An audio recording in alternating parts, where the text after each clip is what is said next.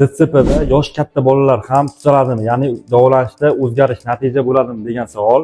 Assalomu alaykum qadrli do'stlar. Bolamiz 18 yoshda, hozirgacha ham davolanadi. Bolamizda yurish, gapirish shakllangan. DTSPni ataktik turi, ya'ni 6 ta turidan ataksik turi qo'yilgan. Bemorimiz 16 yoshda klinikamizga kelgan. Kelganida qadam tashlash, yurish yo'q edi. Hozirda bemorlar o'zi 30-40 qadamgacha bemalol tashlay oladi.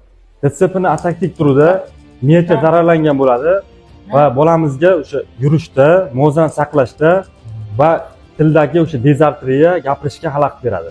Qadrli do'stlar, agar farzandingizga DTSP tashxisi qo'yilgan bo'lsa va farzandingizning yoshi 15, 16 va undan katta bo'lsa, hech ham tushkunlikka tushmang.